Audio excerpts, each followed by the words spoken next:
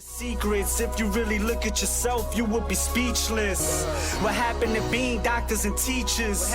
What happened to being your brother's keeper? Nowadays, kids more worried about the... Yo, what's up, y'all? It's your boy, Mr.BandClap, and we in the building with another podcast, y'all. Now, even though I said that this is going to be more like a rant video, the original audio that I had for the podcast, I mistakenly deleted it. And due to some things that happened today, I pretty much revamped it. Still a lot of information, still a lot to talk about, but I wasn't able to add a whole bunch of clips and stuff like that because I don't got time for YouTube playing their games. This needs to be uploaded ASAP. So, and as you can see, it's nighttime. that's when I'm literally just now finishing the audio. It was so much information. So, without further ado, this is going to be the birth of Shango. We got a lot to talk about, so let's get this show on the road. DJ BandClap. Now ever since my birth, I've been cursed since I'm born the wild. In case I never get to holler at my unborn child. Many things learned in prison, blessed and still living, trying to earn every penny that I'm getting. And reminiscing to the beginning of my mission. When I was conceived, it came to be in this position. My mama was a Panther loud, single parent, but she proud when she witnessed baby boy rip a crowd to school. But I dropped out and left the house, cause my mama say I'm good for nothing. So I'm out since I only got one life to live. God forgive me for my sins, let me make it and I never steal again or deal again. My only friend is my misery, wanting revenge for the agony they did to me. See, my life ain't promised, but it sure get better. Hope you understand my love letter to my unborn child. I'm writing you a letter. This is To my unborn child. Wanna let you know To my unborn child. love you. Want you to know I feel this way. To my unborn. Think about you every day. I have To my unborn child. So complicated to escape fate, and you can never understand till we trade places. Tell the world I've been guilty to being anxious. Ain't no way in hell that I could ever be a rapist. It's hard to face this cold world on a good day. When will they let the little kids in the hood play? I got shot 5 times, but I'm still breathing. Living proof there's a God if you need a reason. And I believe. All right, y'all, so we back. Welcome to another BandClap TV. This was about to be a podcast, just like I did the Color Purple one. But for me to do all of the work as far as all the videos and movie clips and all of those things, I wanted to just do something where I'm just talking and y'all can really just take in this information. And I'm on my Gemini shit right now, so I may be going all over the place, but as y'all know, everything that I talk about, it has something to do with either the subject at hand or something that's going on in the world right now, or something that in the spiritual community, something that we've already been kind of talking about or something like that. So before I get started, I just want to show my love and appreciation to everybody who's been checking out my videos. Shout out to everyone who's gotten readings from me and natal chart reading, stuff like that.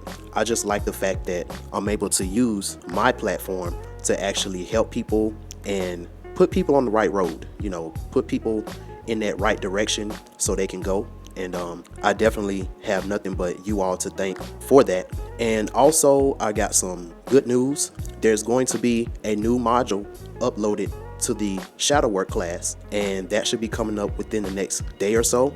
So I'm definitely going to be constantly giving you all updates when it comes to that. Make sure you're following me on my YouTube channel. Make sure you're subscribed, so when I put out the community post, you will get it. Also, I definitely know how YouTube is when it comes to letting people know that I got stuff coming up on my channel. So just make sure that y'all kind of periodically check, you know, every other day or so, just to see what's going on my channel. Make sure that you're following me on Instagram, BandClap TV, as well as make sure that you're following me on my Facebook channel, BandClap TV, as well, because all of these mediums that I have, I'm going to be using them to keep y'all abreast at what's going on. Also, I'm going to be revamping my BandClap Nation Facebook group. So if you're not a part of that, make sure you go to my BandClap TV Facebook channel and follow the BandClap Nation Facebook group. I'm definitely going to be putting some new music on there. The BandClap Nation group on Facebook is mostly going to be for people in my soul family who also makes music, And if you want to collab, if you want to showcase your music and stuff like that, that's what that platform is going to be used for. So also, I got to shout out everyone who's been checking out my Obanani video. That video has been getting a lot of views. It's been getting a lot of attention because I've been putting it on my multiple platforms, and it's doing good on Facebook and on YouTube. So definitely shout out to y'all. And I'm glad that I was really able to talk about Obanani and kind of resurface her energy, because like I said, you know, there's not a lot of information out there about Obanani. So I'm glad that, you know, I was able to get those channels from her and, you know, put her energy back where it belonged, which is in the protective arms of that enlightened man who would be able to benefit the most from a Obanani energy. Because as we see right now, her energy is definitely needed now more than ever. And when we talk about the manosphere and when we're talking about the guys that's in the manosphere, it's like they're looking, but they're not looking, if you get what I mean. It's like subconsciously they want Obanani, but they've been heartbroken, you know, either by a Oya who had to make them change what they thought they knew about a woman's nature, or maybe they had an Obanani when they were younger, but they were the one that got away. So, you know, a lot of us men, we're on our, like Coach Greg Adams like to say, we're on our free agent lifestyle.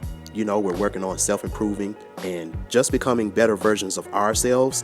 And if that Obanani just so happened to attract themselves to us, we wouldn't mind entertaining that said Obanani. It's just that a lot of us, we have our guard up when it comes to the type of women that we decide to allow in our space, because we know in this matrix that we live in, having the wrong type of women around you and you're a man of means, that it just spells nothing but trouble. And you can lose everything that you worked so hard for in a split second, letting the wrong type of energy into your life. So since I'm on this manosphere type of subject and we're talking about the birth of Shango, before I get to that, I just want to let y'all know that I literally had half of this whole video, half of this whole audio for this rant video made. And I got up this morning and did a wakey bakey, and I literally exited out of this audio program that I'm using, and I made a mistake and deleted all of that audio that I had. So right now I'm just remaking everything, and it's kind of a good thing, because there were some things that happened today that if I would have kept the audio from yesterday, I probably wouldn't have even touched on this. So, you know, I feel like everything happens for a reason. Now, to the people that's in the manosphere community, and also for the women who associate themselves with the manosphere community, whether it's in a negative way or whether they agree with the manosphere or whether you have a women version of that, I don't really know too much about it, because I don't really associate myself with the manosphere like that. I'm my own brand, and the type of information that I talk about on my channel, even though somebody from the manosphere can really upgrade themselves and really learn who they are on a spiritual sense from looking at my channel, I really don't like talking about a lot of manosphere type things on my channel unless I doctor it up and spruce it up in my own type of way. Because I remember when I first came to YouTube and I started back with my podcast and all of that, I started out using a lot of manosphere type of lingo and words and stuff like that. And some of the people from the manosphere started to come on my channel in my live streams, because I think I made a video about how innocence doesn't make you blue pill, and blue pill is a manosphere type of word. So everybody who resonates with the word blue pill or the word manosphere, they're going to click on my channel. And quite naturally, if any guy comes to my channel, especially during my live streams, y'all will see that about 95 to 98% of the people that's going to be in my chat are going to be mostly women. You know, you got people like Straight Panther, LOMG TV when he comes through, Corey Bucks, that's another guy. And these are only guys that I can kind of think about on the top of my head right now. But I can count on my hands, on my toes, you know, on my antlers, if I had some, about the women that stop by and put positive comments on my page and on my videos, in my chat, and all of that type of stuff. So quite naturally, somebody coming from the manosphere, and I'm not saying that all of the manosphere is like this, but the part of the manosphere that really is being pushed to a greater extent are the people who like to down black women. They only like to talk about the negative when it comes to black women and all of those type of things. So a guy that got that type of mindset towards women, especially towards black women, they come to a channel like me where I'm getting nothing but the utmost of love and support and cooperation from the black women that's over here on this side. So one thing that I started to notice was that a lot of these men would stir up a lot of conflict on my channel, and they would kind of cause a ruckus a little bit. Now, I was moderating, making sure that nothing got too out of control. But for everyone who was a part of that live stream about why innocence doesn't make you blue pill, I think that was the one. That was one of the wake up calls for me. And as you can see, from then on out, even though I would touch on a lot of topics that men will be able to benefit from because I'm a man. So in this journey that I've been in, when it comes to me cultivating my own manhood, there's a lot of things that I went through as a man that made me the man that I am. But when I touched on those type of topics, I really had to make sure that I touched on the topic in a enlightened stage 3 type of way, so that those low vibrational men, they wouldn't even see that type of video as something that they would even want to listen to because it's too deep for them. The vibration is too high for them, and it's not coming from a negative or biased type of delivery. And I really started to see how just the overall vibe of my channel just started to change, and change for the better. And like I said, most of my followers are women. Most of the money that I've been making during this pandemic time that we're in has been from women. Most of the love, support, motivation that I get on a regular daily basis comes from women. Now, with all of that being said, does that mean that I'm not gonna call women out on their bullshit too? No. And when you listen to my videos, you see that I have I try to be as balanced as I can on both fronts. Even when I was talking about the podcast about Obanani, I was kind of giving women a lot of tough love and telling them like, look, if you know that you got this type of energy, this is the type of stuff that you don't need to be doing if you want to keep that energy pure, so a enlightened man can see you and want to get with you. These are the type of women that you don't need to hang around, because these women are gonna muddy up your energy and you won't look as divine as you really are on the inside to that enlightened man because of the people that you hang around. So even when I'm directing and guiding women on the type of things and the type of people that they need to be doing and around and stuff like that, even when I'm doing that, I'm doing it in a out of love type of way, because I generally and genuinely don't have any hatred towards black women. I mean, I really don't. Black women been good to me. I don't know about the rest of y'all, during this quarantine time, but black women have been good to me. So since black women been good to me, I'm going to make sure that I do my best to not only show women that, look, these Orishas and these goddesses represent what you can be, and it represents what y'all used to be. And you can just look at your own life and tell like, okay, when I look at my life and I look at the life of this goddess and of this Orisha, and even the Orishas had to make mistakes and had to go through a lot of things in order for them to be who they are today, which separates our spirituality from Christian religion that shows a perfect God that none of us can even be like. But with these Orishas, I'm showing you that this is the type of goddess that you can be on earth. And this is the type of true power that you can have once you go within and get to know your own soul, where this power comes from. But in order for you to do that and strive for that, first, you have to remember, or you have to know who you are or who you once were, so that you can stop going through this cycle and making these same mistakes over and over again. And I do it for the men too, because since a lot of us men are starting to wake up and a lot of us are starting to realize how hard this life really is when it comes to not only being successful as a man, but being successful as a black man in America. We come up, when we do come up, we come up very paranoid.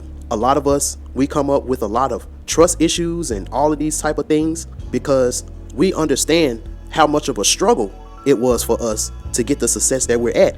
And we know that when it comes to us as black men in America, it only takes one thing or one incident or one false accusation or, 15 seconds of pleasure, and it can cause you as a man a world of pain and a world of trouble. So you got people like Tommy Sotomayor, and when you look at his channel, he talks a lot about the results of when a black woman doesn't know herself and she doesn't love herself, and she grew up in an environment where she was never taught how to do any of those things. The result of what type of woman who came up with the music media manipulation, the statistic that woman now becomes, which when we talk about your average journalist and your average news reporter, they do the same exact thing. The only difference is the way he delivers it.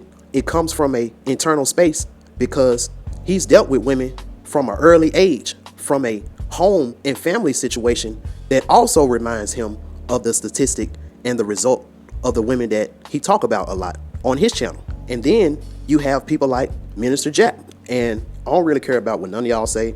I fuck with Minister Jap. He is a hell of a comedian. Minister Jap is a super comedian. But the issue with Minister Jap delivery sometimes is that sometimes when he mixes the comedy in with the truth, and the type of truth that Minister Jap talk about, he talk about a lot of hard truth, and then he try to mix the hard truth in with some comedy. It can often be synonymized with bullying, even though it might not be what he intends it to be. Because with me, when I look at somebody like Minister Jap from a pure-hearted perspective, Minister Jap don't have that type of energy to where he really wishes death on black women, even though he might jokingly say stuff like, "I want to see you bitches lose."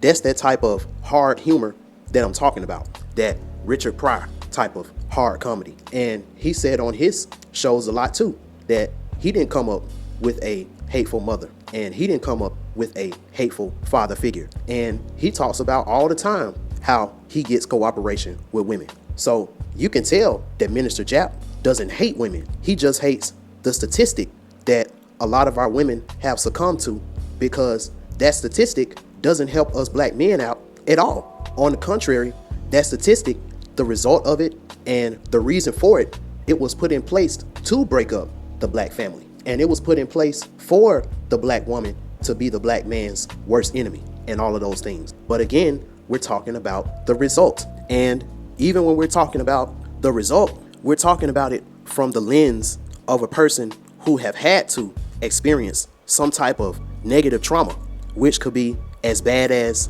a woman put me on child support and the kids really aren't mine, but due to this court system and all of that, they awarded her child support. Or if it's something as minuscule as a guy that came up in the 90s, and the women that he had sex with in the 90s, it was way more enjoyable and it was way more tantalizing than the women of today, who body-wise may look a lot thicker than the women in the 90s. But when we talk about the internals, she may be 22, 23, but she may have the internals of a 55 or 60-year-old woman. All of these things represent a trauma that when you deliver any type of information and your passion lies in that, even if your message was supposed to be like a pure message that was only intended for women to listen to you and they should want to get their act together and stuff like that. If a woman can feel that in your delivery, in a lot of cases, it would turn a lot of women off or make them react to your video in a very negative type of way. And especially due to the entourage of people that you have on your channel and around you and stuff like that, if a woman that's in the background really does need help, she wouldn't want to come to you for help simply because she think that you might make a joke about her on your channel, have everybody else laughing at them and stuff like that. So unlike most people, I don't have a hatred for YouTubers who speak their mind, like a Tommy Sotomayor or a Minister Jap, because I won't want nobody having a hatred towards me for speaking my mind. The only thing that I don't necessarily agree with is when you tell your subscribers on your channel to go pick on somebody else on their channel, because now you're kind of putting out a empty call to action and you don't have a personal relationship with every one of your subscribers. You know, you might have subscribers out there who have a genuine hate for women and they flock to your channel because of the jokes that you tell and stuff like that.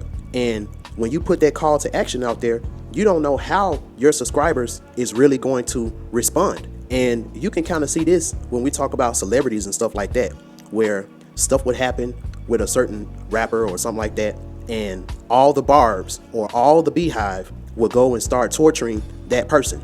And Beyonce might not have had anything to do with this, or Nicki Minaj might not have had anything to do with this. But since those people are categorizing themselves as barbs, or they're categorizing themselves as the beehive, now she has to come out and make some type of public statement over some stuff that had really nothing to do with her. So that's the only thing that I don't agree with, because even though you might say something like, I want everybody to go and flag this person's channel, you might have some people, and that's simply what they'll just do, just go and flag that person's channel. But you also gonna have some people that's gonna put mean and negative and nasty comments on her video. Then you're gonna have some other people who's gonna start sending her death threats on the behalf of said YouTuber. And then you even got some subscribers who are dumb enough to even approach the YouTuber and threaten to do bodily harm to their kids and all that stuff. I mean, you really don't know the type of subscribers that you really have out here.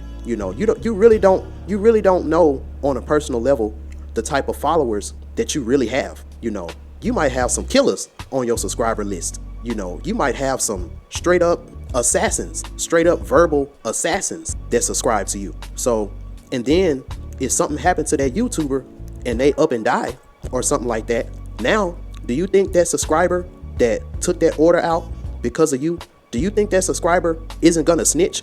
Or do you think that when that YouTuber dies, now everybody's gonna be looking at all of those channels that talked about, I want y'all and I want everybody on my subscriber list to go and flag this person, or I want everybody on my subscriber list to go and bully this person, bully them off of YouTube, you know, bully them off of social media. And if you don't understand the person from a holistic perspective, you could very well have played a part if that YouTuber does die or something like that. So all of my people out here that's a part of this type of crowd, y'all already know where I'm getting at. We know that a popular YouTube woman by the name of Sansa Ray has passed away today. And even though I'm using this as an example, I don't want to be on camera, on tape, saying that Minister Jap and Tommy Sotomayor were the reasons for Sansa Ray's death. I don't want to say that because it's just not true. It's just not true. Because at the end of the day, the information that I'm just going to share with y'all, just a little bit, I'm going to share with y'all, is some stuff that they just didn't know about, you know, and that's what make them innocent when it comes to this, because I'm very, very fair when it comes to information and communication, you know, stuff like that. So if you're a type of person where you're a journalist and you're just telling the news of the stuff that's around you, and pretty much that's your job. On YouTube, that's your job. Or on the news company, that's your job. So if because of something that a news reporter said about somebody, if that person decides to either willingly take their lives or something happens to them, the news reporter shouldn't be blamed for the person's death. But as a balance, there should also be some news coverage of the people that were around said person and their day-to-day interactions with that person that may not have been out in the open like that. So I want to give a shout out to C Boogie and Tony Maceo. I watched a little bit of their video. Now, I already had this thought in my mind since this morning to do a video about this because of everything that was going on. And just like the many faces of Oya, I'm going to add this part into the video about Shango, because when I really looked into Sansa Ray's natal information, just like Lizzo, Sansa Ray also had a path of Oshun. And the more we look into her natal chart, you will see that she succumbed to the things that was in her 12th house. And when we look at the 12th house, it deals with things like service to humanity, self-sacrifice, self-transcendence, retreats from the world, unacknowledged or repressed parts of oneself. These are all the things that were very heavy on her heart at the time of her death. And also, since we're talking about her heart, with her having that Leo ascendant, and we know that Leo represents someone having a big heart. So that means that with her being a Leo ascendant, she often wore her emotions and she often wore her heart on her sleeve. But due to the issues that she went through in her personal life, since in a lot of cases it was because of her heart that got her into those issues, you're able to see all of that too when you see her because of that ascendant sign. So with her being a Gemini sun, that means that people are going to have two different perceptions of what they see in her. So some people are going to see her as magnanimous, as elegant, someone who has a really, really big heart, warm, passionate, creative, generous, someone who's very, very dedicated when it comes to the work that they do and all of that. While the negative side of her, when that personality comes out, then people are going to see her as domineering, overconfident, arrogant, superficial, and very unproductive, especially when she thinks that she's not appreciated for her value. So just by looking at her chart alone, and this is the reason why, a lot of us out here, we need people around us who knows how to decipher natal charts, and we need people around us who know how to decipher auras and be able to give us some really, really divine, enlightening advice. And we don't look at that person as the enemy just because they know how to read us, in a lot of cases better than we know how to read ourselves, because it shows in her chart, due to the other stuff that's on there, with that Leo being in her 12th house and that North Node being in the 12th house too. You doing more research on that, you will see that a woman who succumbs to the negative aspects of Leo, and she never gets the therapy that she truly needs in order for her to really be able to know herself and do that shadow work and get to know that inner child. Someone who got Leo in their 12th house like that and it's toxic, it shows you that it will lead to something that is self-sacrificing, and since it was done on a major platform and stuff like that, it's showing you a level of self-sacrifice because of humanity. She self-sacrificed because she could no longer take the humanity or the inhumane trauma that she was going through and how it affected her heart and all of that. So instead of me just doing a RIP, rest in peace, I want to take some small time out to do something different. And I'm not just doing this to promote my services and to promote myself, because I know at the end of the day, I'm not the best reader out there. I'm not the best natal chart reader out there. I'm not the best astrologer out there. There's still things that I'm learning and there's still things that I'm working on. But I'm doing this as a lesson to show you that you need somebody like me on your team. Even if it's not me per se, you need somebody like me with the same type of pure heart, the same type of innocent spirit, who just wants to help you out and, who wants to see you win and stuff like that. This is to show you that you're going to need somebody like me on your team that's going to tell it like it is in a truthful and innocent type of way that you can't even argue with it. It's just facts. You can't argue with facts. But somebody like me, we're not going to want to be around traumatic environments. We're not going to want to be around negative energy and stuff like that. So if you want somebody like me around you, and I'm talking to my women out there, you're going to have to show some level of innocence, even if you got to dig it out. Even if you got to go deep into the depths and dig it out so you can put that innocence in your third eye so you can see me and see other guys like me. That's what you're going to have to do, because in this time that we're in now, everybody is, in this quarantine.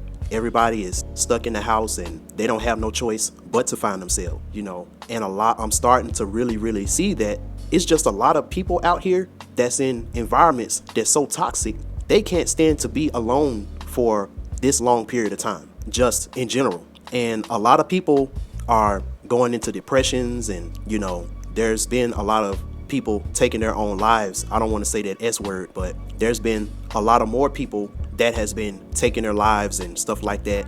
And we just don't hear about it and we just don't find out about it. And just think if those people had somebody like me to break down their natal chart, to show them the significance of their name and just show them the significance of why they chose to be in the family that they chose to be in and how special they are and how much of a much needed life path that they're on and how they can help so many people if they can just hang on in there and take the trauma that they went through and transmute it alchemically into wisdom and knowledge to give to the next person who might be on their ledge and they might be about to jump off. And you could help that person and save their life as well. So with this all being said, I'm not going to put Sansa Ray's picture up there, but I am going to put her natal chart up there so y'all can see the different aspects and stuff that I see as well. And I'm not even going to put her name in the title or anything like that, like I said, because I really don't want no clout off of this. This is for my day ones to just teach y'all and just show y'all how important this information is, because a lot of y'all are still kind of looking at this stuff as pseudo, looking at it as, especially my guys out there, this is the type of stuff that kind of passes us by, especially if you're on that stage 2 trying to be an alpha male and you're not looking for enlightenment just yet. You're just trying to be the best man that you can be. So hopefully some of y'all end up stopping by and this message can get to y'all too, because we all have been brainwashed and we all are on this type of simulated autopilot type of program until we get into the Akashic records and do that shadow work and get to know our inner child, our soul, aka that part of you that's still pure, that part of you that remembers why it chose to come here, and that part of you that remembers where it was before it came to earth. We all need to go on this journey, because if you stay on this autopilot program and you never wake up, you never unplug from the matrix, and you never get out of this system when it comes to your mindset mentally, you're gonna keep reincarnating and coming back and coming back and coming back until you get this right. So I would rather for you to stop what you're doing and get this information now while you still, got blood running warm in your veins and all of that, and you still on this earthly plane. Because just the fact that you remember who you are, if you pass away right now and you at least got this type of knowledge, that you remember who you are and you remember that you are not this body and that you come from a more cosmic royal existence, just that knowledge alone is going to be able to help you to transcend this matrix when you die. And just with that knowledge alone, you'll be able to ascend to a higher plane, higher than the souls that didn't get that little bit of knowledge, so they think that this earth is all there is. Now, with me doing this real quick thing, I'm not going to give up all the things that I do in the Everything is Everything reading. You can talk to the many people that I have gave readings to, and you can watch my reviews and all of those things that's on my Instagram. But I just want to kind of show you a few things that I found out and a few things that caught my attention looking at Sansa Ray's natal chart. And like I say, I want this to be a teachable lesson to what can happen to a woman who got so much potential to be so great, but due to her not getting this information and being lost in her own trauma can lead to a downfall of self-sacrifice. Because we all know that when she passed away, she was 39, and we know that 9 plus 3 is 12, 2 plus 1 is 3, which means that this whole age for her, she was at a crossroad. And due to the trauma that she went through, she couldn't see the light that was inside herself, because I kept trying to say the light at the end of the tunnel, but I kept saying internal. So since she couldn't see the light that was inside, which is the internal light that's at the end of the tunnel, she ended up veering off and swerving off to the other side, which was self-sacrifice. And if she would swerve off to the other side, the other road would have been her doing bodily harm to somebody else. And like I say, I don't know this woman like that. I don't know anything really about her life story. I had to go on Facebook just so I can find out her real birthday, but I didn't really read anything about her. The only reason why I really know about Sansa Ray is because of Mr. Jap and the people who would call in to his show and talk about her. I remember looking at one of her videos a few months ago and looking at her through the eyes of my inner child. I could see the trauma. I don't like judging people, but trauma doesn't really have a judgment. So somebody who has heavy trauma in their life, it shows just by looking at them. And like I'm going to show you, there's a reason why I could see a lot of the trauma that she went through just by her natal chart. So with that being said, let's get started. So Sansa Ray was born on June the 1st, 1980. So just by looking at the time period that she came in, which was 1980, especially when I was breaking down to y'all the different types of archetypes of Orishas that was really showing out in the different time periods and stuff like that. I remember telling y'all that the people who were born in the mid to late 60s, they ended up being in their 20s in the mid to late 80s.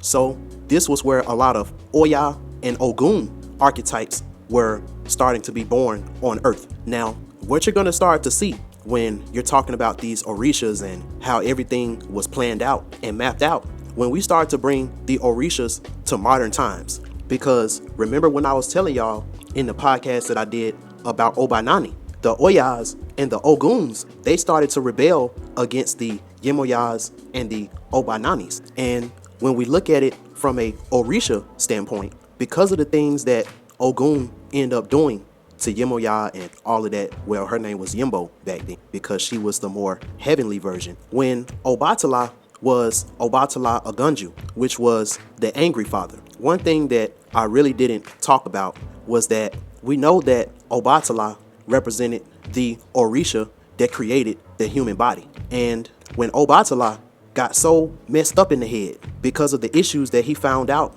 through his son Alegua, or Eshu, when he was going through this mental illness that he was going through, and he was still trying to create human bodies, he started to create a lot of people who had mental illnesses, and he started to create a lot of people who had a lot of physical imperfections, a lot of kids who need special education, a lot of mentally handicapped and physically handicapped children while he was going through this time that he was going through.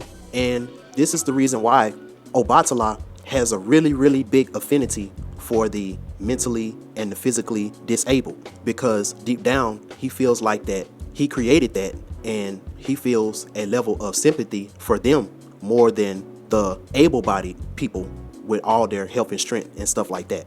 So during this time, it got to a point where Obatala got so sick and he got so mentally disabled and stuff like that, that he had to take some time away from the kingdom to get himself well again. So during this time, Yemoya now has to run the kingdom, and she has to run the kingdom until her husband gets well again. And it talks about how while Yemoya was in rule over the kingdom, that under her direction, the world became a world of pleasure, peaceful, and of beauty, order, and harmony. And the reason why was because before Obatala lost his mind, he made sure that he gave a very, very stiff and strict punishment to Ogun. And with this punishment, it kind of kept Ogun at bay. So Yemoya was able to run the kingdom like she wanted to. Because remember, at this time, Yemoya was still the sea monster, and she wouldn't really turn completely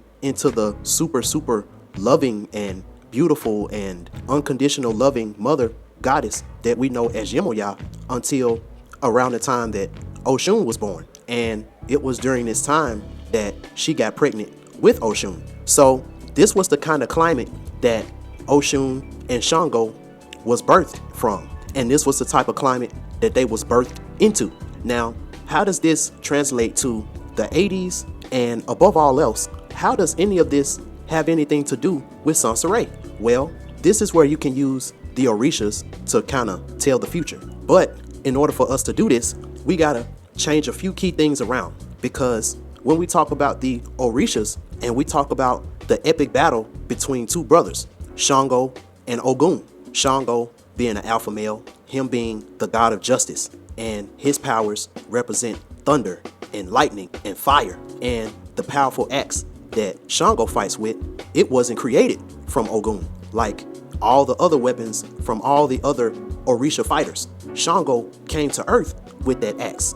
Or you can use that mythology to where Ogun did create Shango's axe, but Shango learned how to use that power of metal for good instead of using it in a overly aggressive, hyper masculine type of way. And then you got Ogun. He represent the coldness and the sheer aggression of the alpha male.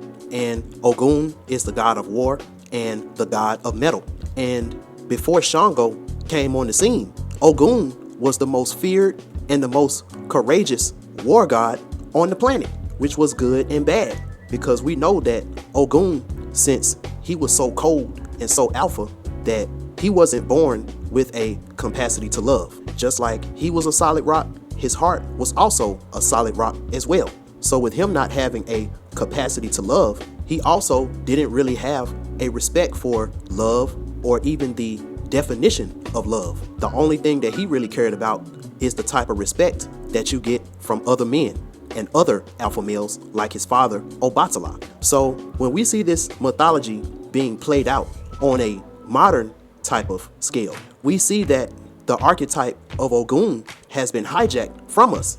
And when we look at what we call the white supremacist deep state, who, when we talk about the modern day world that we're in right now, the white supremacist deep state are what you would call the Oguns in our matrix. The deep state in our matrix represent the god of war, because that's all we're really known for are our wars.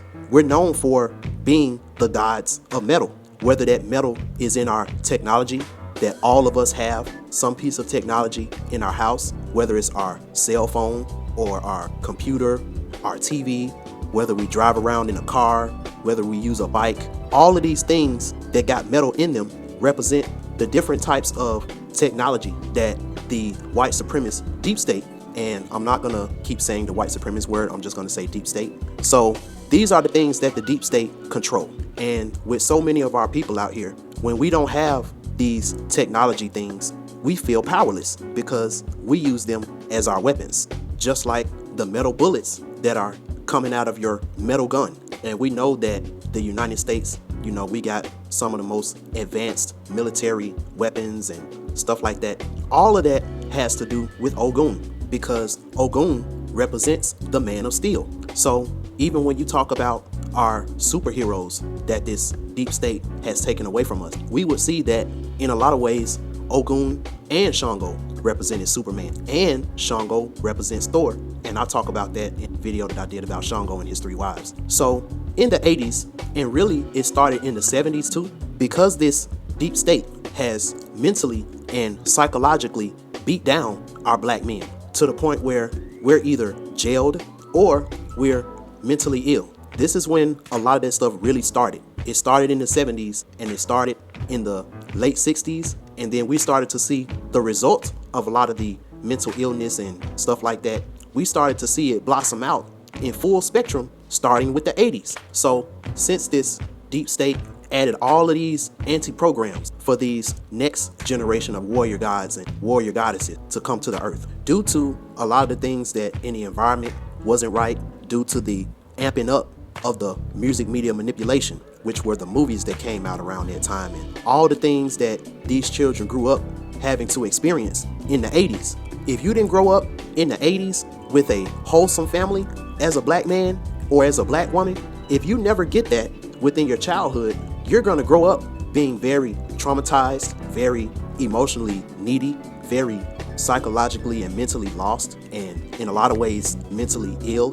Because when we look at the 80s, this was when we really started to see a lot of that stormy Oya type of energy really permeate in the black community. You still had the Black Panthers around that time, and you still had a lot of stand-up guys around that time. People like Tookie Williams and Larry Hoover, who around that time, they created the Crips and the GDs and all of these other street gangs that at first, these street gangs were created for growth and development. These street gangs were a way for us to police our own communities and self-govern ourselves, and for us to be sovereign over our own neighborhoods and stuff like that. But due to the deep state adding all of these anti-programs in to divert that warrior god and warrior goddess energy, they started to infiltrate all of these different organizations. They started to lock up a lot of the OGs and a lot of the warrior gods. They would lock them up and put them in jail. And jail is nothing but a mental illness cesspool. And a lot of them, they would end up getting out of jail. And since they would be mentally ill and only thinking about survival, a lot of them would end up selling drugs and having to do what they can in order to feed their families and stuff like that. So the 80s really showed you the end of a great era for black people. And then it also shows you the beginning of the downfall of the black community, with the 90s really being that final attempt to kind of bring some justice when it comes to the black community, because the 90s is when the Shangos and the Oshuns started to be introduced into the world. But unfortunately, there was already a plan put in place to redesign and repackage that energy for our demise as well. But since we're talking about Sansa Ray, we got to stay in the 80s for a minute, because in the 80s was when we really started to see the rebelliousness of women, and definitely black women, because the only alpha males who could handle being with those type of women and turning them into the warrior goddesses that they were supposed to become in that time, there weren't a lot of those guys that was out free and level-headed like that, you know. Due to the mental illnesses that our men was going through back then, it caused a lot of them to be very aggressive and very abusive and stuff like that. Because a lot of these freedom fighters, once they went to jail and whatever happened to them in jail, they would come out and they would still have that fighting spirit. But due to all the things that they went through in jail, a lot of them wouldn't want to keep on sticking it to the people of the deep state, who at this time, they really started to create this shadow illusion of things that they created, but they created them as smoke screens. So instead of you looking at the deep state as part of the problem, you look at things like white supremacy, or you look at things like the drugs in the community, or all of these things that the deep state created. So that energy started to get diluted, which on a home front, a lot of black people that came up in the 80s, especially if they were in places like Detroit, they had some very challenging upbringing, because I just had to take this time out right quick to really paint a picture of the environment of the 80s, so I can show you what type of environment and what type of energy would somebody like Sansa Ray be born into. So now you're born into this type of environment, into this type of energy,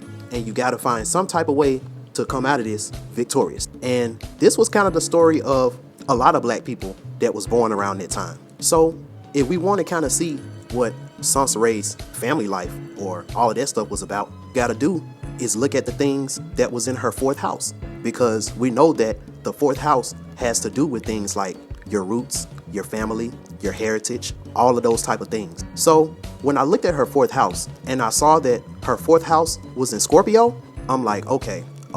Not only did she come up in the 80s, which was a very stormy time for black people, a lot of Oya energy in the 80s, you know, Oya being the number 8 and the number 9. There was a lot of stormy emotions and just a lot of drama and all of that stuff happening in the 80s. And she had Scorpio in her fourth house, meaning that emotionally, she went through the same type of family dynamic of things that Celie went through in The Color Purple. You know, her family upbringing, there was a lot of deep cutting issues with her family involvement. And since I haven't read anything about her biography or anything like that, if she has one, so y'all let me know if this is true.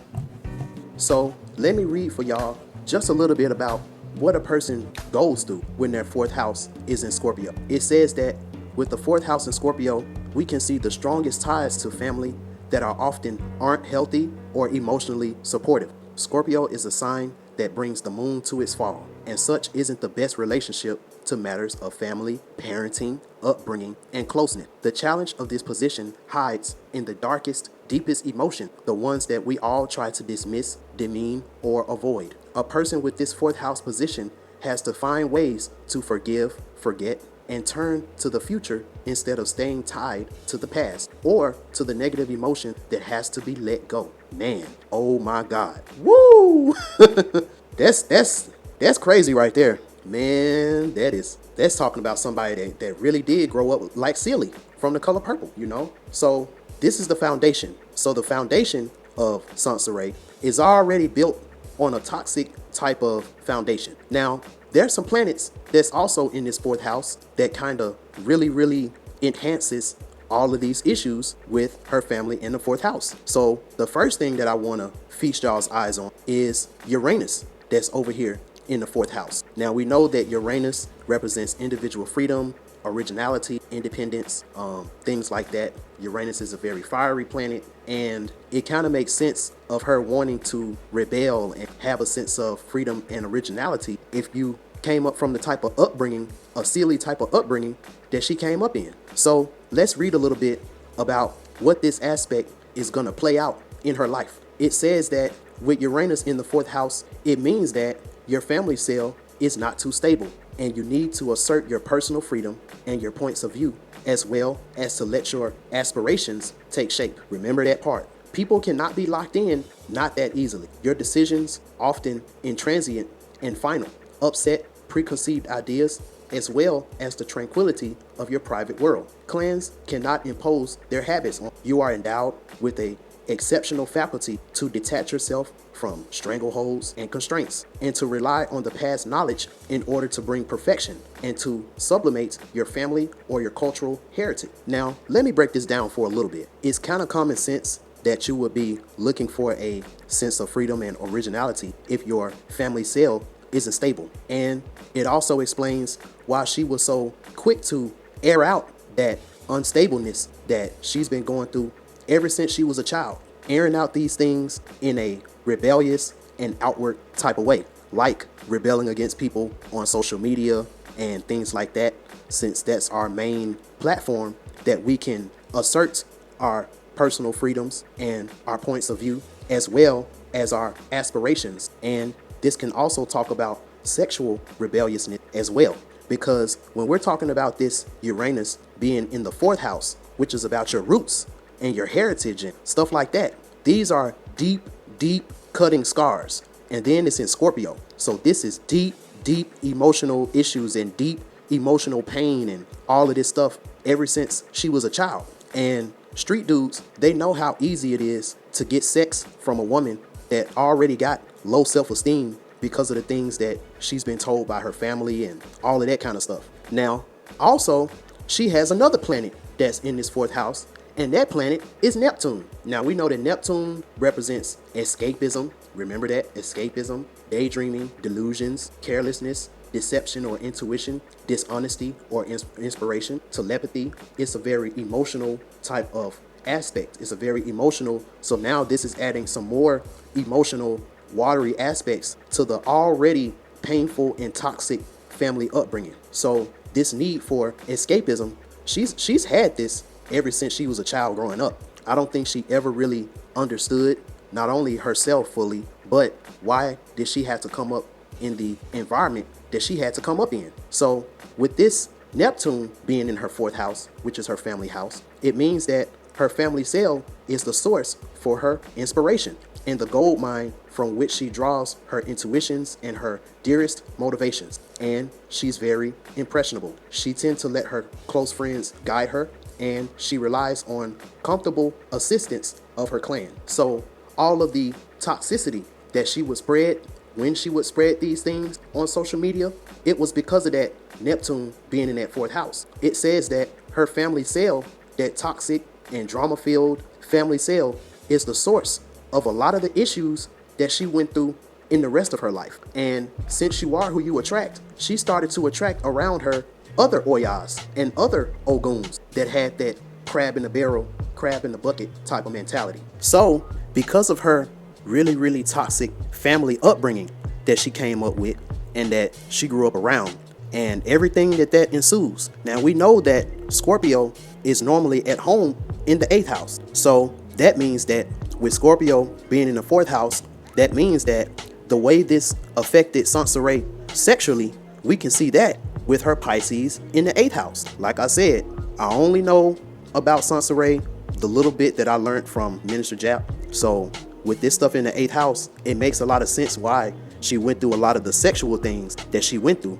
when you read about what a Pisces in the 8th house person goes through in general. So let's read a little bit about what a Pisces in the 8th house person will go through. It reads that this person is going to have a extreme confusion about debt, wills, and inheritances. You know that Pisces is a very dreamy type of sign. And when you're dreamy in this type of aspect and it's unbalanced, this is going to show you how a person that's unbalanced with this is going to act. So it says the ability to get lost in another person during sex. No sexual boundaries. No sexual boundary. Self-transcendence through relationships with the dying. And when I say with the dying, these are with very cold-hearted, very non-emotional Ogun, a lot of mentally ill type of guys that were good protectors, but they didn't really have any type of open heart or anything like that. These are the type of dudes that she would attract because of this Pisces in the 8th house. It says that selflessness is sexy. Compassion is sexy. The desire to completely merge during sex.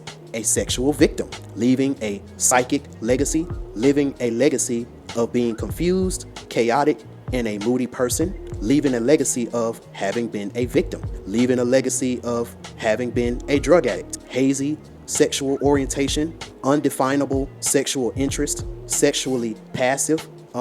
These are the type of women who are very, very prone to get raped if we really want to be serious about this. So if you have a daughter, or if you know a woman that got this Pisces in the 8th house, you really got to sit with that person and really discuss their mental stability, especially when it comes to sex. We got to start being adults here. We got to stop looking at the crazy woman and taking advantage of her because she got some good pussy. Because if that woman got some negative spiritual entities or whatever on her, and you're having sex with her, that stuff is gonna rub off on you. And like I say, those unrealities and spiritual parasites are real. You wonder why 15 seconds of pleasure is equaling to you having a whole world of pain and suffering and trouble.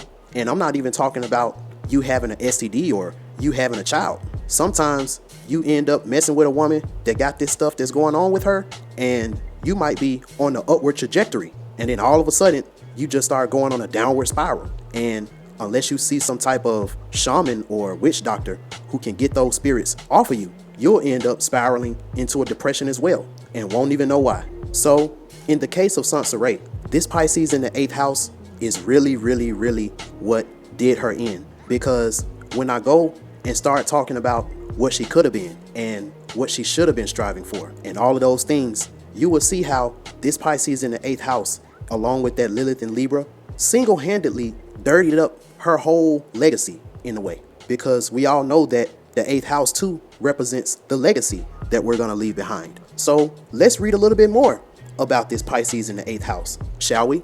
So it talks about giving away other people's money to charitable organizations, merging with other people's painful emotional experiences, the psychology for imagination, the psychology of pansexuality, strong ability for sexual visualization, boundless sex, in describing sexual activity, and it talks about how victims are sexy, disadvantaged and poor, downtrodden people are sexy to this person. Feeling sorry for the sex partner, looking for sympathy from the sex partner, dancing is sexy. So it just talks about how if you're in your toxicity and you're dealing with this 8th house, those emotionless thugs who don't mean you no good, you look at them as sexy, and you look at their issues and the stuff that they go through, you look at that as something that maybe you can help them, or maybe you can fix them, or maybe you can heal them, which if you were healed in yourself, then that very well would have been true. And for the people who's said a lot of things about Sansa Ray, they all talked about her sexual past and all of that. So I know that these things line up with her because of that. But I'm just doing this again just to show you how very, very important getting your natal chart read really is. And getting your natal chart read by someone who truly knows how to read them in a very unique type of way. Because anybody can get their natal chart and, you can read it, you can pull it up online, but that doesn't always negate to the fact that you actually know what you're reading. Because to some people, this information is still foreign to you, and it doesn't make you less of a man, or it doesn't make you less of a woman to reach out and ask somebody for help. If you don't know how to read your natal chart, there's so many spiritualists on here, on YouTube and around that can, sit down and really teach you about how to read this stuff. Because as I'm showing you with Sansa Ray, this stuff is so, so very important. Because looking at her numerology, she has a life path number 7, which means that her spiritual awakening was going to come with solitude, meaning that she was going to get her enlightenment the more she got off the grid and got to herself and really, really went within. But one thing that I'm learning from a lot of women that I've given readings to and stuff like that, women who come up from a very toxic upbringing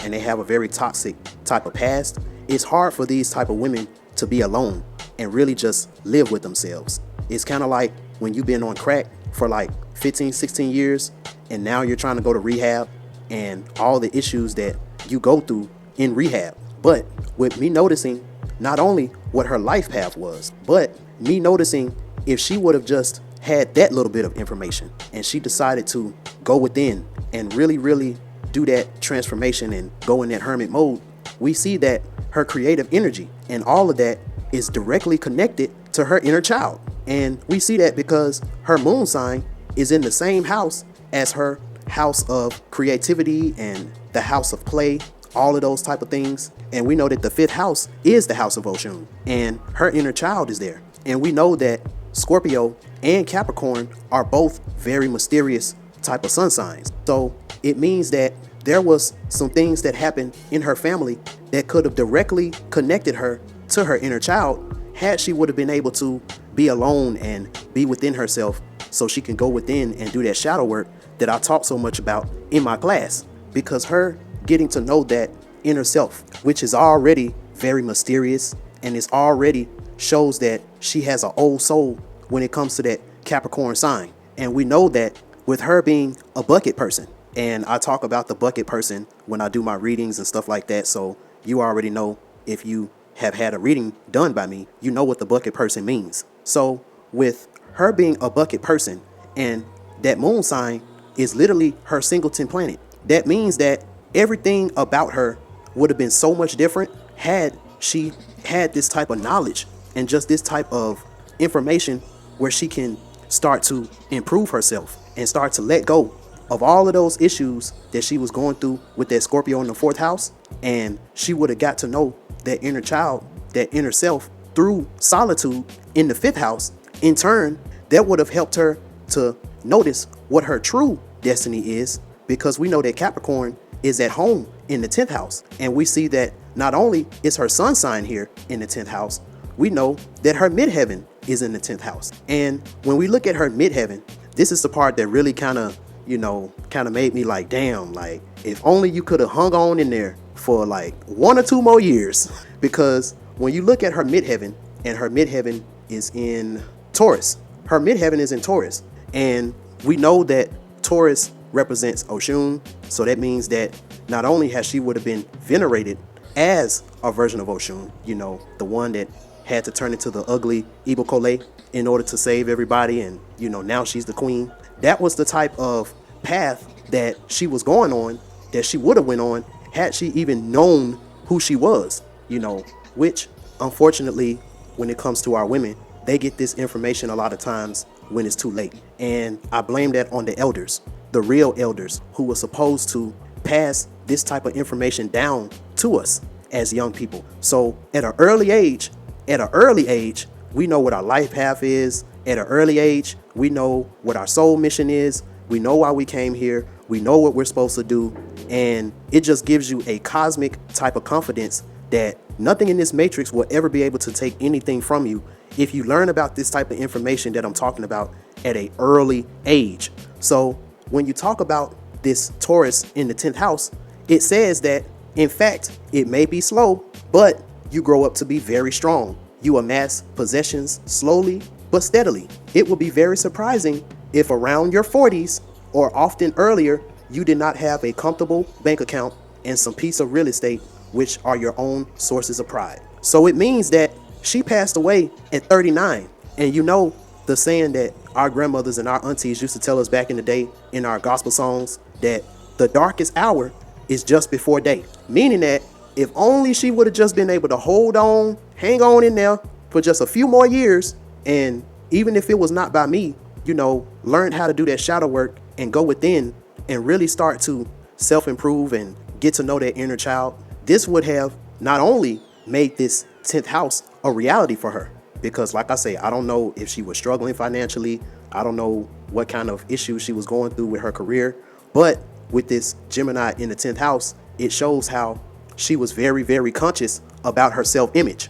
So that's something that also drove her to do the unthinkable of the 12th house, which was self-sacrifice. If she internalized all of the negativity that was being said about her. But like I say, when you know yourself and you know your inner child, you understand that you are not this body. So when you got this type of knowledge about yourself, there's really nothing that anybody can really say about you that's going to make you want to self-sacrifice yourself, because you understand that you're not this body anyway. And you're just talking about the hunk of skin and meat that you see in front of you. But my soul, which is more pure and more beautiful than anything, that this world could even offer, my soul is hidden.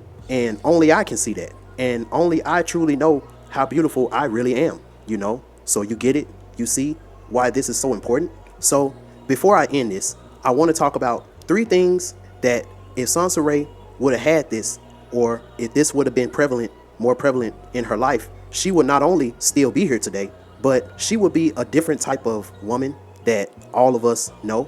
The first thing is, with her having this Neptune in Sagittarius that's in her 4th house, this says that Neptune in Sagittarius may turn you into a monk, a visionary, or a active idealist willing to change the world. Now, with that being said, she had the right mindset about changing the world and all of that, but due to that other part about her being a monk, or about her being sexually celibate until she truly learned about who she is on the inside, until she truly learned about the type of sexual energy that she has and how sacred it really is. Just think about if instead of her doing all of those sexual things with Pisces in the 8th house, if she would have just went monk mode and she would have stayed celibate as long as it took for her to be able to do that shadow work on the inside. Now, I know this would have been a even harder journey, but at the end, this would have garnered a even more commendable person in Sansa Ray, being that she been through all the things that she went through, and she was able to save herself for a enlightened man who could also help her and heal her, and she can help him and heal him because she went through the most in her life. So she knows how to give that type of unconditional love to a man because she's been giving unconditional love to her inner child ever since she was a young girl. So picture that. Now, the second thing is, because since her inner child, aka her moon sign, is the singleton planet, means that everything that she went through, whether it was trauma in her adult life or all of those negative things, was simply because she never knew her inner child. She never did that shadow work to go within. So that means that a lot of the things that she would talk about, and a lot of the things that she would talk about out of anger and out of resentment and all of those type of things, and then she started to associate herself with a lot of people who would then expose her in the end. And we see this because she has a Mercury. Her Mercury is in Cancer and it's in the 11th house. So it means that with Mercury in the 11th house, you seek contacts and friendships based on common centers of interest, you know.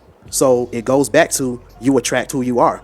And then with her having a Venus in Cancer too, that means that all the people that's in her circle that's as like-minded and as toxic as she was raised up and all of that stuff, those are also going to be the type of people that she's going to end up falling in love with. So now you see the domino effect that happens when you don't know yourself and then you start to attract those same type of people around you.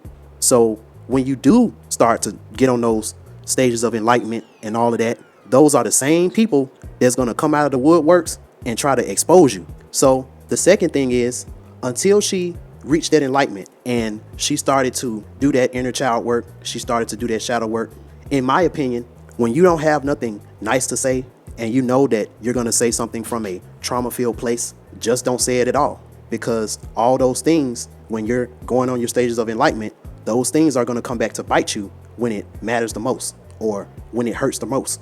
And then the third and final thing is, yes, we got some people that come here to leave a certain mark and stuff like that, and you're supposed to see them as the butterfly. But like I said, when it comes to the people of this generation, it's going to be very, very hard if you live your life for social media for people to see you as the butterfly when they can just look at another video that show you being in your cocoon and all the nasty things that's in that cocoon. So with that being said, looking at Sansa Ray's natal chart and looking at the way she came up and all of that, with her not doing that type of shadow work and inner work, really diving in and letting go of all of those traumas and working on herself from an early age on up. Not everybody is built to have their life being constantly surveillanced on a regular basis. And Sansa Ray, she was that person. Being honest with you, we were supposed to see the either stage 2.5 or the more enlightened version of her. And that's where she would have been a beacon of light to the other women that was in her same situation and giving them the type of motivation that they need and all of that type of stuff. But the way she went by it, since she was very, very fragile hearted in the beginning because of the stuff that she done been through, and she haven't let go of a lot of that trauma, she wasn't really built for the mass criticism. She wasn't really built for the mass threats and all of those type of things. You know, you have to be built for that type of stuff. And with her having that ascendant in Leo, so she already wore her heart on her sleeve. And with her having the rough upbringing that she had, and then with her having that Leo being in the 12th house, that's nothing but a recipe for disaster. And these type of people that come up with this type of upbringing, they have a more fragile type of response system when it comes to things like cyberbullying and stuff like that. They don't take cyberbullying very well. But you wouldn't know these type of things about somebody if you don't know about their natal chart. So again, this is why I say I don't fault the people who come out and say that this is the type of woman that as a man of means you shouldn't want to be with. You know, everybody got their own opinion, but you don't know how somebody's going to react if you say, I want all of my 20,000 subscribers to go and bully this person, and you don't know how they're going to react. So there's a lot of other things that I could have touched on when it came to this, but I'm gonna just leave it right there, you know. And that third point was that not everybody is built to have their full life story, you know, the good, bad, and the ugly on social media where everybody can see it. Not everybody is built for the type of issues that being a celebrity and being a star, because that's kind of what she was in a type of way. That comes with a lot. And not everybody is built to be able to handle that type of stuff, especially if you got the type of psychological and mental and emotional issues that somebody like her had. So again, this is a tale of someone who had a path of Oshun. She had a very Oya-like upbringing that left her with a lot of emotional trauma, a lot of spiritual, psychological, and mental trauma, and a lot of this that went undiagnosed, untapped, and uncleaned. And due to this, she was exposed to a lot of things that she was not supposed to be exposed to. She indulged in a lot of things that were against her life path and things like that. And like I say in my class, you know, you live in this life and you're going through these different planetary shifts where your inner child wakes up and peers out through the windows of the soul. And if your inner child starts to feel too lost and too neglected and stuff like that, and your inner child starts to act out and rebel because it knows that it came down here for a certain purpose, but due to the issues that's going on with the lack of wisdom, then sometimes your inner child rebelling against your body often means you start to have suicidal thoughts and feelings and all of that.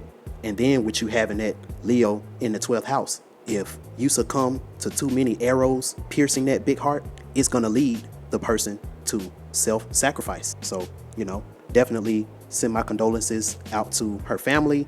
And like I say, I give Sansa Ray's readings and stuff like that every single day. So I'm not foreign to the type of mentality that a lot of these women have.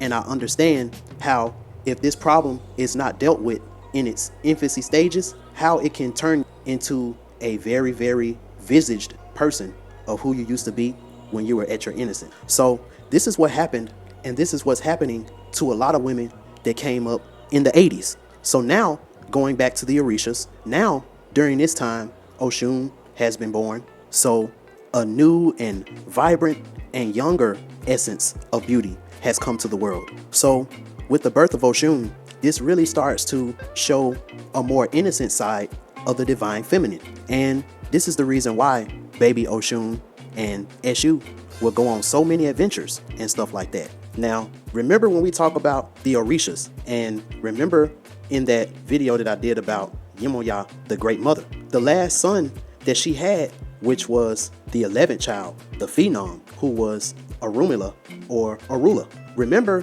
that child got taken away from her and buried under this really, really big tree in the forest. So at this time, Eshu, aka Alegua, he's the only one that knows that this child is actually alive. You know, she thinks that her son is dead. So now Oshun is born, and with the birth of Oshun also talks about the importance of self-love. and I did a whole 3-part series about Oshun, but y'all never really heard it from this type of level too, because when we talk about the birth of Oshun in modern times, she represents the birth of vanity, the birth of the attention whore that likes to take pictures and be in magazines and stuff like that, and everybody's just wooing her and wowing at her because of her beauty. And she starts to get a lot of attention and validation from that because she haven't went within and noticed that her true beauty comes from within, not from what the other people perceive of her that are outside of her. That's when a lot of this stuff really starts to be birthed with the women in the 90s. So this is the infancy stage of the Me Too movement. This is the infancy stage of feminism as we know it today. Because as we see when we talk about Oshun in the mythology, Oshun had a lot of different aspects and a lot of different things and people around her that really kept her on that straight and narrow path, being with the strong mother figure that she had, with Yemoya, with her strong grandmother that she could go to if she needed some advice, like Nana Baruku, her very, very cosmic godmother in Yimbo that she could go to for advice and stuff like that. Then she had a strong alpha male for a father with Obatala. And then she had a lot of alpha male brothers that she could look up to and that could protect her. And then she also had Obanani as her big sister, who was a queen and doing stuff in her own right.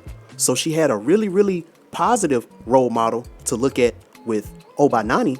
And then on the other side, she had Oya, and she had love for Oya, but Oya taught her a lot of things that she shouldn't do and a lot of the things that she shouldn't get involved in, because she would see her sister go through so much drama and go through so many issues and stuff like that. And even when she did go out and get into a little shenanigans, she still didn't do that alone, because she had the baby Eshu to protect her and make sure that she didn't get hurt and any of those type of things. So when you take that same Oshun archetype and bring it to the modern time, where the alpha males and the warrior gods are all mentally ill, or they're dead, or they're in jail. So now we live in a matrix, or a matriarchy, or a gynocentricity, to where the divine feminine is just running rampant and it's growing toxic because there's not any alpha divine masculine energy to lead it and guide it to where it's supposed to go. So when we talk about the 80s and the 90s, this is where girl power really started to be born in this time, especially when we talk about black women. So if we got this version of a innocent divine feminine, then that means that on a balanced type of level, there needs to be a divine masculine that's innocent as well, to kind of come and balance things out in a justice type of way. And when we look at this, this is where Shango comes into play. Now, when we talk about Shango, he has a very, very peculiar type of upbringing. And in a way, you can kind of see how this kind of balances itself out as the mythology plays on. But when we talk about the birth of Shango, we kind of start to kind of get a glimpse into a man's weakness for beauty and divine femininity. And it also shows you how sometimes the most disciplined and the most masculine can sometimes fall into the whims of a beautiful woman as well. So with this story, we got to kind of go back to when the earth was just now being formed and it was mostly water and all that type of stuff. So at that time, different orishas that represented different energies and stuff like that, so they can create different behaviors and different things that's going to be on earth. They would have to get together and procreate, and their seed would be whatever it is that needs to be introduced to earth so that this world can be formed. So remember when I told y'all in the beginning you had Odua and Yimbo, and together the first child that they created was Oganju, or the first Orisha that was created, the first celestial body that was created was Oganju, aka the sun. Now, when we're talking about Odua and Yimbo and Oganju and Nana Baruku, we're talking about the heavenly plane, or the astral realm, the dimension that's right above the 3D and even above the 4D, because this was around the time that the more orishas and the more things that started to be created on this earth. Things started to get more and more dense and categorized into different dimensions and stuff like that. So things won't be too cluttered. So you can only see things with your eyes that are equipped to only see what's in this dimension, unless you train your eyes to see other things, you know? And that's where you get occultism and all of that stuff from, which at that time, only Babalaos and people who were meant to be Orishas, they were the only ones who were able to learn that type of information. So even though we have Yemoya and Obatala, and when you kind of look at them, they were entities that used to be in the 3D, but now they're more on the astral fourth dimension type of thing. And then when we talk about the more heavenly realms, that's even higher than that, now that I'm kind of thinking about it. So the Pataki, it goes that when the sun sets and you start to see the sun shimmering and glimmering over the sea, this is the time where Oganju, he had like a little side job when he wasn't in his volcano land where he comes from, because once everything settled in and everybody had their respective positions, Oganju, he ended up living a very solitary type of life in the volcano, because he's known also as the god of volcanoes. And he was like one of the first representation of fire and passion and all of those type of things. That's why he would represent the Aries sun sign. So he had this little gig to where, for a form of payment, because I really don't know what type of payment that they would use back then, but for a form of payment, Oganju would help souls get from one end of the sea to the other end. And you know, this is something that he would do every time the sun was set and the sun is level with the sea. So this one particular day, Yembo comes to Oganju and she asks him for a ride. Now, Oganju, being the 10 toes down, you know, type of man that he was, he told her, he was like, I know that you're a great goddess and stuff like that, but you're gonna have to pay just like everybody else. And Yembo, really wanting to get to the other side, she kind of stepped on the boat. So now both of them are on the boat. So Oganju is guessing that since she got on the boat, then she must be about to pay. But instead of reaching into her pockets to get the money, she takes her pants off and then she takes her shirt off. And mind you, Yembo at this time, she was the standard of beauty. She was the standard of sexiness and all these type of things. So Oganju, being the man that he was, with no question, he started to take his clothes off. And as the Patakis say, they would make love on that boat for hours. And while that boat was rocking from side to side, and then they started to change positions. He didn't really notice this, but as he was stroking, the boat was stroking and going forward. So needless to say, unbeknownst to Oganju, who ended up going back home broke, she ended up finessing a ride from him without even paying. Because I mean, what you gonna do? Hold her hostage? Are you gonna paddle the boat back into the middle of the ocean and say, you better pay me or else? Nah, he just let her off. And she thought she got away with it until 9 months later, she feels something kicking inside of her. And with no question, she already knew who the baby inside of her belonged to. So at this time, Yembo is in the heavenly realm and Oganju descended to the earth realm, where he's creating volcanoes and all of these type of things around the world, and how those volcanic ashes dried, created land and all of those type of things. Yembo knew that this baby that she has inside of her, she knows that this baby doesn't belong to her wholeheartedly. And Yembo also knew that this baby that her and Oganju created, this baby is gonna one day avenge the people of the Olodumare kingdom, and this baby is gonna be the answer and a really, really valuable and venerated Orisha when this baby grows up, because of the life path that this Orisha has. So Yembo would deliver this baby Shango, and as soon as she delivered him, this baby Shango hurled himself at earth. And it was such a big spectacle, because when you looked up in the sky, it's like you saw a huge comet flying down to the earth. This comet that got thunder around it and fire around it, and it's coming down, and it crashed down directly in front of the volcano that Oganju lives at. So this caused a huge stir in the kingdom, and Oganju quickly got up to see what was going on outside. And when he went to the place where this big comet was supposed to hit, he saw a baby laying down at the place where he saw the comet crash. Now, there was something that was really, really special about this baby, because even though the baby couldn't talk out of his mouth, this baby was extremely conscious about who it was and why it was supposed to come here to Earth, and it was able to communicate telepathically. So Oganju, he picked up this mysterious baby and dusted the baby off, and then the baby started telepathically talking with him, and Oganju got a little bit up in arms like, am I hearing things? And that's when Shango said, you are not dreaming. What you have in front of you is the invader of the world. If Oshun is to be the most beautiful, then he is destined to be the most handsome of all of the Orisha. He is my son, Omo Alafi Ayana, the child born of fire. He will bring to the world a little bit of justice. So with this, Oganju knew, number one, that this was his son, but he also knew that Shango had a bigger life purpose and a bigger path than he could even fathom.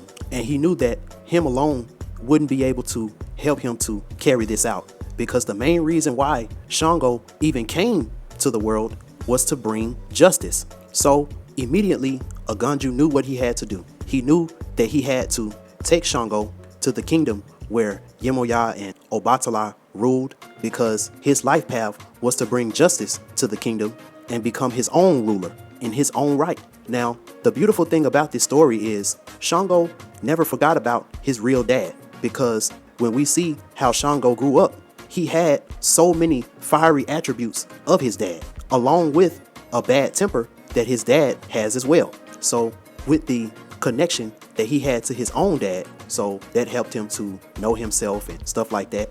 But also with his stepfather, Obatala, giving him that wisdom and that knowledge with the white beads and the red bead, that helped him as well to be able to discipline himself the way that he was. So Oganju hurried to the Orisha kingdom with the baby Shango in his arms, and he rushes to go see Yemoya. So he comes to Yemoya, and Yemoya is very surprised that Oganju came all the way from the land of the volcanoes to her humble place in the sea. And when Oganju tells Yemoya what's going on, her heart immensely fills with joy, and she knows that Shango is going to be her favorite son, and she swears that she will always protect Shango no matter what, because Yemoya is the only one who knows where Shango truly comes from, because Yembo and Yemoya, even though they're from two different dimensions, remember, it was the same being, just split up. So now Yemoya is holding baby Shango, and then baby Shango starts to communicate with Yemoya. So with all of this warmness that Yemoya started to feel in her heart and stuff like that, because of this baby Shango that's supposed to bring justice to the world and all of that, this was still in a time where Obatala was very, very strict, and he was still very direct when he came to that rule about if she has another son, he has to be put to death. And she remembers about what happened to her other son, Arula. So she runs and go and get Eshu and tell him to go get his older sister, Dada. Because remember what I told you in the video about Obanani, in most mythologies, Dada is known as Shango's older sister. And since the block was too hot at the time for her to be able to raise Shango, but she knew that her older sister, Dada, was going to be very responsible when it comes to raising him and stuff like that. So now this is the third mother figure that Shango now has over him, because now his older sister has to act like his mom. So when Obatala comes around and he asked, whose son is that? Whose child is that? She wanted Dada to lie and say that the child is hers.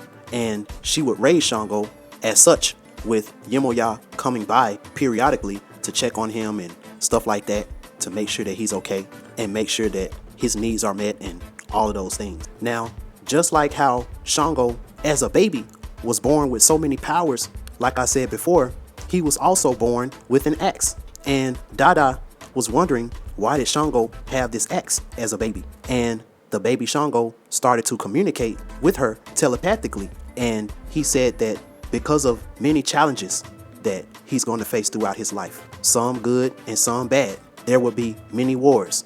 And with this axe, he will bring much happiness and dispense the justice for all. So for this video, this is all that I'm going to talk about when I'm talking about the birth of Shango, because now I got a lot that I need to talk about when trying to bring this into a modern type of mindset, a modern type of situation, so you can really get this.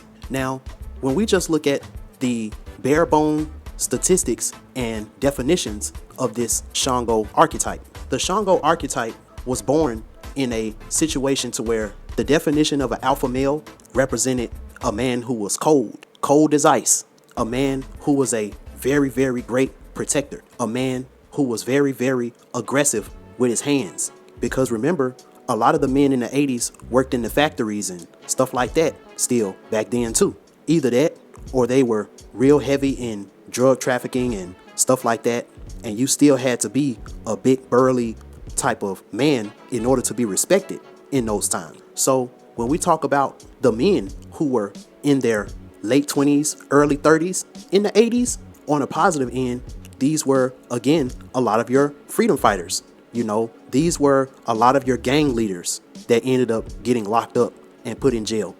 These were a lot of your truth tellers who was on the front lines facing all of the pushback and all of those type of things. And when you look at a lot of them today, a lot of them are mentally ill. And then on the negative side, this is where you really started to see a lot of abuse when it comes to relationships. This is where you start to see a lot of this stuff to where different government systems started to take the men out the house. This is when you really started to get that Section 8, affirmative action, welfare, food stamps. All of this stuff used to run rampant back then. And it was kind of in its infancy stage to what we saw in the 90s. And also back in the 70s and 80s, the pimp and pusher culture really was growing. And in a lot of ways, this could also be chumped up to the music media manipulation that was out in the 70s and in the early 80s. There were a lot of gorilla pimp movies and a lot of hyper masculinity type of movies that was out back then. So that type of lifestyle was kind of glorified back in that time. So now when we go to the children that they had, and a lot of those children would be in their 20s and early 20s and mid 20s in the 90s. These were a whole different echelon energy wise of children who was coming at this time. So let's see what type of parallels we can really draw when we're talking about Shango and the guys of the 90s. Now, first thing, we know that Shango represented a man who was a child of God, and he was also Olodumare's or Yimbo's gift to Yemoya. So what does that mean when we talk about the Shango archetype in modern times? Well, in modern times, this means that the Shango archetype would be a child of God, meaning that in a lot of ways, Shango represented the preacher's kid. And we all know that handsome looking preacher's kids are known to be God's gift to women. And a lot of these men, just like Shango, they grow up with this confidence that they're God's gift to women, and they act as such. Now, we got to kind of take the divine part out, because when we deal with the modern world, with the Matrix and a lot of these anti-programs have been set up so that when these type of energies come back to the world, they end up put into a program that is going to usurp the energy so that the soulless beings can eat off of it. But when it comes to them and just the black community as a whole, whatever that they was meant here to do for good, now it's turned around to a negative polarity that's used to our detriment and to their detriment as well. So a Shango archetype from 3 different types of guys that they grew up with as fathers. So you had some Shango archetypes in the 90s who had very, very strict upbringings, mainly because their father, who was a pastor, he was a street nigga back in the day. You know, he was either a pimp or a pusher or something like that back in the day. And he decided to turn his life over to Christ once he had this child. And he still haven't done his shadow work and all of that. So he's still looking at his son in the eyes of the things that he used to do when he was a lot younger.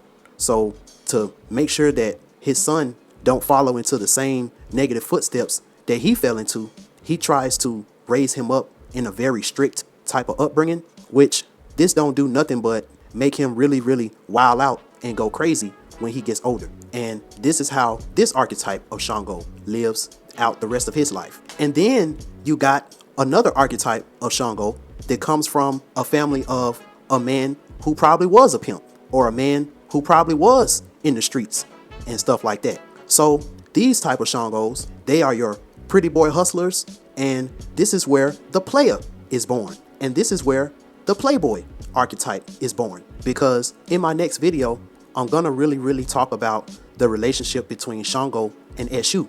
And I'm really gonna go in talking about the war on Shango and Ogun and how that played out in the hip hop arena with Tupac and Biggie Smalls. And this was something that I was supposed to cover years ago, and I never really got to it. But now is like the perfect time to really start talking about it. So you got that. And then on the third level, you got a version of Shango who wasn't raised up with a father at all. He might have had a few type of influences of a male in his life, but he didn't really have a alpha male, 10 toes down, always with him type of father figure in his life. But this person has a lot of masculine alpha energy in him. But since he was primarily raised up with feminine energy and toxic feminine energy, this Shango archetype, he grows up and he just wants to avenge all the broken women out there who had to experience the things that his mom experienced. And when he looks out into the world and he sees all of the negativity that's going on in the streets and all of that stuff, even though he's looking at it from a feminine, nurturing type of lens, because that's how he was raised up by his mom, he wants to use a divine masculine type of approach to bring justice to the other innocent people that's out there in the streets and out there in the ghetto. Because at this time in the 90s, another archetype has been born from the many anti-programs that these alphabet boys has already put out here for our light beings and our warrior gods to fail. So the new archetype is called the thug. And the thug is an acronym for a traumatized human unable to grieve. So when this archetype of Shango looks out into the world through that feminine lens, this is what he sees. He sees a lot of kids in the ghetto who are traumatized and unable to grieve. And he starts to see that when they try to act out in a rebellious type of way, they get gunned down by the police, they get shot down, they get beat down. And with this archetype of Shango having an Aries moon on an inward level, this really boiled his blood. And due to a lot of things that he went through in his life, this archetype of Shango asserts his justice through a medium that the soulless beings will use from generation to generation to generation for our constant demise. And this medium is known as hip hop and rap music. And the archetype of Shango that I'm talking about is Tupac Amaru Shakur. So this is where I'm going to stop this video. And the next video, part 2, is going to talk about Tupac's life, how Tupac really played an archetype of Shango. So I really hope that y'all enjoyed the first half of this as well as the second half of this. And you know that I'm not going to talk about something unless it had something to do with what I was already talking about. And it just so happened that the stuff that went on with Sansa Ray, it kind of went with what I was already going to talk about. So I know she's doing good. You know where she's at now. She don't got to worry about all of the BS that was going on Earth, which would pretty much run anybody crazy. And I was at Walmart today getting some stuff, and that song about I Rise Up, it really caught my attention. And I started feeling some emotional burdens being let down, some emotional traumas finally being healed, and all of those things as she rose up. So shout out to everybody who's still here and listening to this. And like I said before, I'm adding a new module to my shadow work class. It's going to be called the bonus stages. And I'm going to be talking about how your inner child communicates with you and how to keep that communication between you and your inner child open. So it's going to be a really good module. And for the people who haven't already signed up for the class, it's never too late. It's a on-demand self-paced course. So you can watch the videos and learn from the lessons at any time. And anytime I add something new to the class, you all get it free of charge. And also there's some incentives of, if you've taken the class and you want a everything is everything reading, not only do I knock $25 off of the price, I also add an extra 30 minutes to it as well. So definitely check out my website for my natal chart readings. And the everything is everything reading is by far the most informative and the most popular, actually. Y'all may not think this, but my everything is everything reading, because being honest with you, that's what I used to do for $85. That's what I used to do. But it was just so much information that I would never be able to get through everything in that hour. So I'm telling y'all, that everything is everything reading is the truth, you know. So y'all definitely check that out. Make sure y'all are following me on all of my social medias, BandClap TV on Facebook, on YouTube. And yeah, I really hope y'all enjoyed this. And until next time, BandClap TV, we out. Whatever you do, make sure to always stay shining. I'm trying to tell y'all, man, with all this bullshit going on out here, and people are